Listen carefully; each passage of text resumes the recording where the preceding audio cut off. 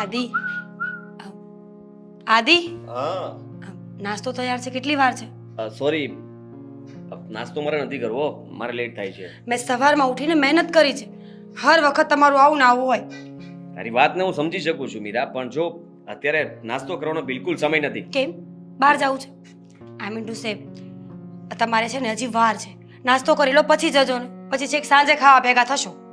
હા, સમજી શકું છું મીરા, પણ તું છે ને ખોટી જીદ નહીં કર. હા, મતલબ કે નાસ્તો કરવાનો સમય હોત તો હું કરી જ લેત ને, ના થોડી પાડત. આજે મારે થોડું જલ્દી જવું છે અને કેમ? કામ છે, એટલું અર્જન્ટ કામ છે, એટલા માટે મારે પહોંચવું પડે એમ છે. અને સાચું કહું તો તને વાત જ કરતા ભૂલી ગયો, આજે રાતના હું લેટ આવીશ. કેમ? શું કામ? આ 2 દિવસ અને 2 દિવસે લેટ આવો છો. અરે આવું તો શું કામ કરો છો આદિ? આજે એક મીટિંગ છે અને તને ખબર છે ને કે મીટિંગમાં લેટ થઈ જાય તો પછી અમે લોકો જમીને પછી જ આવશું. આગ લાગે તમારી મીટિંગોને. જ્યારે હોય ત્યારે લેટ આવો છો. એવું કામ કરો કે જ્યાં પત્નીને પણ સમય મળે થોડો. હા, ચોક્કસથી. હવે પછી તને આજથી જ. આજથી નહીં, આજે તો પ્લીઝ જો, આજે મારે જવું જ પડશે. કેટલા વાગે આવશો? આઈ થિંક સો 11 જેવું વાગી જશે. 11 વાગે અડધી રાત થઈ જાય. પણ 9 વાગ્યા 9:30 સુધી તો મીટિંગ ચાલશે. કલાક અમે લોકો બધા 10:30? ડિનર કરીશું. તો મેં તને ફિક્સ સમય આપ્યો કે 11 વાગ્યા સુધીમાં હું પહોંચી જઈશ. ત્યાં સુધીમાં તારો કોઈ ફોન નહીં આવવો જોઈએ. હા, કરું છું ક્યારે? કરતી નથી પણ છતાં કહેવું જરૂરી છે ને, કે તને એમ ન થાય ક્યારે આવશે, ચિંતા કરે તું. હું તને કોલ મેસેજ કરી દઈશ સામેથી કે અને મારે અર્જન્ટ હશે ને તો ઓફિસમાં ફોન કરીશ. બિલકુલ નહીં, ઓફિસમાં ફોન બિલકુલ નહીં કરતી. કેમ? કોક કેવું વિચારે કે હા શું, હા બોસની વાઈફ તો જો હાલતા ને ચાલતા ઓફિસમાં ફોન કરે. હું ફોન રિસીવ કરી લઈશ ને. હા, તારે એવું અર્જન્ટ કામ હોય તો મારા ફોનમાં કરજે, બાકી નહીં કરતી. ઠીક છે? સારું, હવે નહીં કરું. મારે શું કામ છે તમારું? તમારા કામ પતાવો. આવતા વીકનું મેં વિચાર્યું છે. આવતા વીકમાં મતલબમાં રજાના દિવસે આપણે બંને બહાર જઈશું. પાક્કું? પાક્કું? તું નક્કી કરી રાખજે ક્યાં જવું છે, શું કરવું છે. હા, ઠીક છે, જોઈએ. પહેલા તમે આ નાસ્તો કરી લો, નહીં તો પછી હું પેક કરી આપું, ત્યાં કરી લેજો. આ નાસ્તો તું છે ને મને કરીને જ મોકલીશ એવું લાગે છે. તો સીધી વાત છે ને, સવારે નાસ્તો નહીં કરો તો આખો દિવસ ભૂખ્યા રહેશો. રાત્રે 11 વાગે ખાવાનું મળશે. હા, હું અને ભૂખ્યો બિલકુલ ના રહી શકું. કંઈ ને કંઈ મગાવી લઈશ અને ખાઈ લઈશ, એમાં શું થઈ ગયું? કંઈ નહીં, તું કહે છે ને તો ઠીક છે, તું પેક કરી દે, હું પછી ત્યાં જઈને ખાઈ લઈશ. હા. હા હા, બીજું શું કહેવાનું હતું કે કંઈ નહીં. જોયું? કેમ એમ? કંઈ કહેવાનું હતું ને પછી ભૂલી ગયા? એનો મતલબ એમ કે આપણે ફરવા જઈએ પહેલાં કદાચ હું થોડા દિવસ માટે બહાર જઈ શકું છું, આઉટ ઓફ સિટી. આદિ, નથી જવાનું ક્યાંય, અને જવું હોય ને તો હું સાથે આવીશ. જબરી ચીજ છે તારી તો. પ્રેમથી ખાલી કહી રહ્યો છું, પૂછતો નથી. અને એ આજે ખબર પડી જશે કે હું બહાર જવાનો છું કે નહીં. ફાઇન, જજો તમારે જ્યાં જવું હોય ત્યાં. પછી કહેતી નહીં કે મેં એડવાન્સમાં કીધું નહોતું. નહીં કહું. અત્યારે જ કહી દીધું છે તને. બિલકુલ કંઈ બોલીશ નહીં. હા, હવે? બરાબર છે. હા, પણ હું શું કહું છું, શું? જો તમારે બહાર જવું હોય ને તો પછી મને 1 દિવસ નહીં 2 દિવસ બહાર લઈ જવી પડે. સારું, હા 2 દિવસ લઈ જઈશ બસ. Thank you. ચલો જલ્દી આવો. હા ચાલ.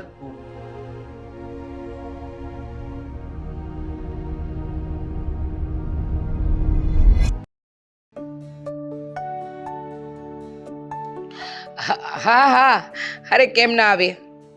હું, મારો દીકરો ને મારી વહુ, અમે ત્રણેય આવીશું. અરે તમે આટલા પ્રેમથી આમંત્રણ આપ્યું છે. હા, ચોક્કસ ચોક્કસ. અને કંઈ પણ કામકાજ હોય તો જણાવજો. હા, જય શ્રી કૃષ્ણ. હા. ઓળખ તો મમ્મીજી? અરે હા, આપણા ગીતા માસી નથી, એમનો ફોન હતો. હા, કહેતા હતા કે ઘરે નાનકડો હવન અને પૂજા રાખી છે તો તમે બધા જ આવજો. અને 2 દિવસનું જમણવાર કીધું છે. એટલે મેં કહ્યું કે 2 દિવસ તો પોસિબલ નથી, પણ 1 દિવસ તો હું, મારી વહુ અને મારો દીકરો જરૂર આવીશું. આદિ નહીં આવી શકે મમ્મી. અરે શું કામ આદિ ન આવી શકે? મમ્મીજી, આદિ નહીં આવી શકે. આપણું બંનેનું કહી દેવાય ને, આપણે જઈ આવીશું. આપણે બે તો જઈ આવીશું જ, પણ આદિ શું કામ ન આવી શકે? આદિ આવી જ શકે ને. અને જો એક વાત કહું તમને, તમને ખબર છે કે આપણે જવું પડે એમ જ છે, તો પછી શું કામ ના પાડવી? એક દિવસ તો અવાય ને, 2 દિવસનો પ્રોગ્રામ છે, એક દિવસ તો અવાય. અને મારે તમને એક વાત પણ કરવી છે. હા કરો ને પણ. અને મારી વાત સાંભળો, એ એટલા માટે નથી આવવાના કે આઉટ ઓફ સિટી જવાની વાત કરતા હતા, બહાર જાય છે. કેમ? મને શું ખબર. જો મીરાબહુ, હું જોઉં છું આજકાલ તમે સાથે કોઈ પ્રસંગમાં નથી આવતા, તમે બહાર ફરવા પણ નથી જતા. એવી તો કોઈ વાત નથી ને કે જે મારાથી છુપી હોય? એટલે એટલે એમ કે આદિત્ય અને તમારી વચ્ચે કોઈ અનબન કે ઝઘડો તો નથી ને? બિલકુલ નહીં. અને કદાચ ઝઘડો થાય પણ તો શું ફરક પડે? મમ્મીજી, સીધી એવી એક જ વાત છે, હું એમની પત્ની છું. મારી સાથે ઝઘડો કરે, લડાઈ કરે, ગમે તે કરે, પણ રહેવાનું તો મારી સાથે જ છે. આ ફાઇનલ છે. એ તો છે, પણ ક્યારેક ક્યારેક આદિત્યને હું જોઉં છું ને તો લાગે છે કે એનું ધ્યાન કામમાં વધારે અને તમારામાં ઓછું છે.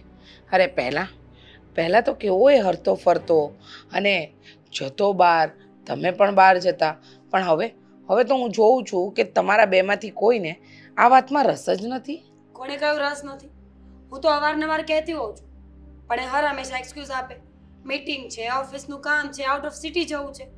અને હું એવું સમજુ છું કે કામ પહેલા, હું પછી.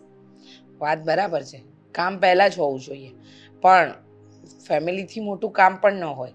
જ્યારે પરિવાર માટે આપણે કમાતા હોઈએ અને એના માટે આપણે સમય જ ના આપી શકીએ તો શું કામનું? એ વાત પણ સાચી. તો હવે શું કરીશું? એક કામ કરો, આ તમારો દીકરો ઘરે આવે ને, આજે નહીં, કાલે, આજે લેટ આવવાનો છે, કાલે એની સાથે મળીને વાત કરી લેજો કે આવું કેમ કરે છે. કારણ કે એનું રોજ મોડું આવવું, આપણી સાથે ન બેસવું અને કામના બહાના કાઢવા, આ બધી વાત છે ને મને ગોળ લાગે છે. હવે તમે જરા જોઈ લેજો એટલે કે હું જે કંઈ કહી રહી છું એમાં થોડું ધ્યાન આપજો. મમ્મીજી, ધ્યાન શું આપવાનું હોય? એમને ખબર પડે જ છે, આદિત્ય એમના માટે જે કરશે ને એ બરાબર જ કરશે. તમે જ સમજો ને, હું એમને રોકીશ ટોકીશ, હેરાન કરીશ, ઝઘડા કરીશ, તે ઉલટાના વધારે બહાર જશે, ઘરમાં મન નહીં લાગે, મારાથી અણગમો થઈ જશે. એની કરતાં બેટર ને કે એમની જાતે જ એની જિંદગી જીવે. વાત સાચી, એકદમ સાચી. અણગમો થઈ જાય કે જિંદગી ન જીવી શકે એવું કોઈ કામ ન કરવું જોઈએ. પણ તે છતાંય મને એવું લાગે છે કે હા, આદિત્ય અને તમારે થોડો સમય પોતાના સંબંધને આપવો જોઈએ. હા, ફરવા હરવા જવું જોઈએ. અને સાંભળી લે, હા, માસીને ત્યાં તો આપણે જવાનું જ છે. આદિત્યને ગમે એ કામ હોય, તું હું ને આદિત્ય જઈશું ને જઈશું. ઠીક છે, પાક્કું. હવે અત્યારે એ કહી દો કે રસોઈ શું બનાવી છે, હું બનાવી નાખું. એક વાત કહું, તમારા હાથના મૂઠિયા બહુ સારા બને છે, તો આજે તમે અને હું જ છીએ તો આપણે મૂઠિયા ખાઈએ. પાક્કું. પાક્કું. પણ સાંભળો, હું એક વાત એ પણ કહેવા માંગુ છું તમને કે આ કેટલાય દિવસથી શોપિંગ પર નથી ગયા. ચાલો ને, હું ને તમે શોપિંગ કરી આવીએ. જી મમ્મીજી, બપોર પછી જઈશું. પેલા ઘરના બધા જ કામ પતાવી દઉં, આપણે જમી લઈએ અને પછી. સારું, ચોક્કસ. ચા. હા, ચા બહુ સરસ બની છે. થેન્ક હજુ એક કપ હોય તો આપજો. યુ. નથી, કેમ? એટલી બધી ચા ન પીવી જોઈએ, પછી જમવાનું નહીં ભાવે. બપોરે જમીએ ને ત્યારે થોડીક આપીશ. અચ્છા.